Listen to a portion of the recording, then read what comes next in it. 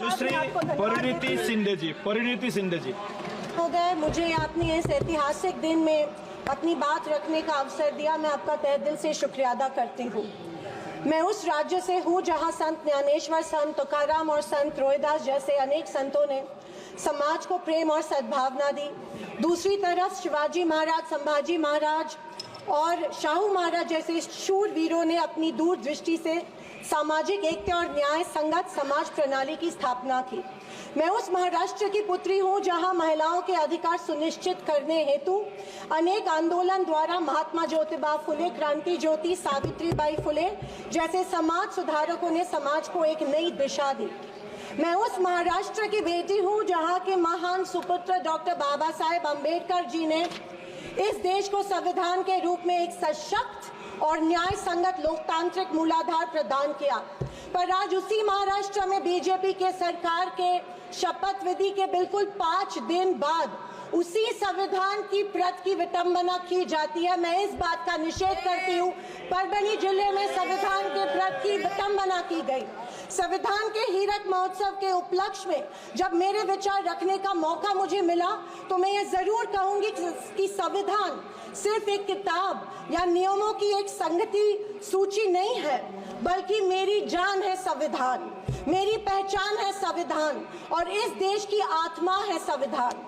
दूसरी तरफ आजादी के 50 साल बाद तक अपने तिरंगे को और संविधान को न मानने वाले सत्ता पक्ष के लोग इस देश की उसी आत्मा को कमजोर और खोखला करने की साजिश कर रहे हैं। इसी शुरुआत उसी दिन हो गई जिस दिन धर्मनिरपेक्षता, सेक्युलरिज्म जो संविधान का एक मूलभूत आधार स्तंभ है, उसी को लेके गाली या एक कलंक में रूपांतरित करने का प्रयत्न सत्ताधारियों द्वारा होने लगा है।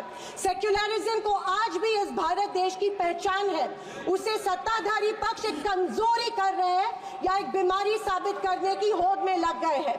संविधान की किसी भी चर्चा या बहस को ये लोग सिर्फ इमरजेंसी पर ले जाते हैं, पर ये भूल जाते हैं कि स्वर्गीय इंदिरा गांधी जी, हमारी पहली महिला पंतप्रधान इंदिरा गांधी जी ने उस वक्त के हालातों के मद्देनजर वो संवैधानिक कदम उठाए थे और उस दौरान हुए गलतियों की माफी भी देश के जनता से मांगी थी। और इतना ही नहीं, उनके विरोधियों ने गठित की गई कमेटी ने उन पर लगे सारे इल्जामों से उन्हें बारी कर दिया था। मैं आज इस सदन में पूछना चाहती हूँ मोदी सरकार से, सॉरी 400 पार का नारा फेल होने के बाद एनडीए सरकार से पूछना चाहती हूँ, आप मणिपुर पर देश की जनता से माफी कब मांगोगे? आप किसान आंदोलन में शहीद हुए 700 से अधिक किसानों के परिवारों की माफी कब मांगोगे?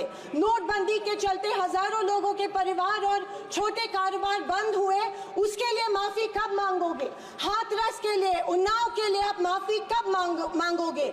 आए दिन महिलाओं पर हो रहे अत्याचारों के लिए माफी कब मांगोगे? जो बदलापुर में मासूम बच्चों के ऊपर मोलेस्टेशन हुआ, उसके लिए आप कब माफी मांगोगे? जेल में बैठकर अपराधी मर्डर प्लॉट्स गुजरात में सरकार उनको संरक्षण दे रही है, उसके लिए आप कब माफी मांगोगे? खैर, ये इनकी हिस्ट्री रही है या इनके डीएनए में है कि माफी सिर्फ खुद को बचाने के लिए अथॉरिटी में बैठे लोगों से मांगते हैं, आम जनता से ये माफी नहीं मांगते हैं।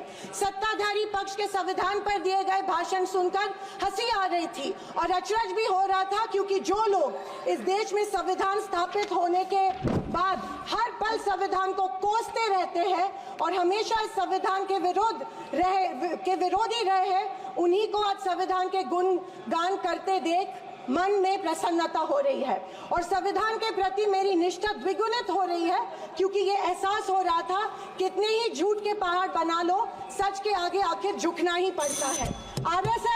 आरएसएस ने तिरंगा को माना नहीं था।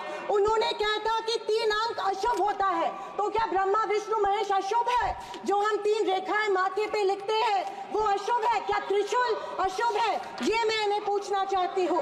वर्ष 1993 में आरएसएस ने अपने श्वेत पत्र में संविधान को कचरे का ढेर करार दिया था। क्या ये तिरंगे के खिलाफ नहीं है?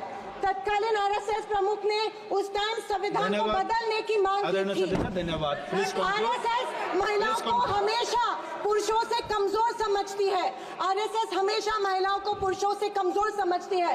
ये अफसोस होता है कि प्रधानमंत्री जी उनके ट्विटर हैंडल फॉलो करते हैं जो महिलाओं को गंदी गंदी गालियां देते हैं। इस बात का अफसोस होता है कि प्रधानमंत्री हमारे देश के प्रधानमंत्री ये करते हैं। जनवरी 26, 2001 में इन्होंने तिरंगा माना और इतने सालों बाद तिरंगे को नागपुर में होस्ट किया। अध्यक्ष महोदय, मैं 2024 के लोकसभा इलेक्शन के बाद इन्हें एहसास हुआ कि संविधान को ज्यादा छेड़ेंगे तो सत्ता हाथ से निकल सकती है, इसीलिए अचानक संविधान के प्रति इनको प्यार उमड़ने लगा। अध्यक्ष महोदय, विशेष रूप से राजनाथ सिंह जी ने, मैं उनका सम्मान करती हूँ, बयान में जाने अनजाने आजादी के बाद से लेकर 2014 तक सारी कांग्रेस सरकारों को ऐसे सर्टिफिकेट दे दिया जिसे कोई झूठला नहीं सकता। उनके मुताबिक संविधान की बदौलत एक गरीब का बच्चा प्रधानमंत्री बना, लेकिन उसकी नींव सर 2 मिनट सर प्लीज। मैं आखिर में यही कहना चाहती हूँ, मैं भारत का, मैं कुछ पंक्तियां कहना चाहती हूँ। मैं भारत का संविधान हूँ, लाल किले से। अध्यक्ष महोदय, हिंदी की एक प्रसिद्ध कविता की कुछ पंक्तियों से। एक सेकंड, मैं भारत का संविधान हूँ, लाल किले से बोल रहा हूँ। मैंने तो समता सौंपी थी, तुमने फर्क व्यवस्था कर दी। मैंने न्याय व्यवस्था दी थी, तुमने नर्क व्यवस्था कर दी। हर मंजिल ठहरी कर डाली, गंगा भी मैली कर डाली।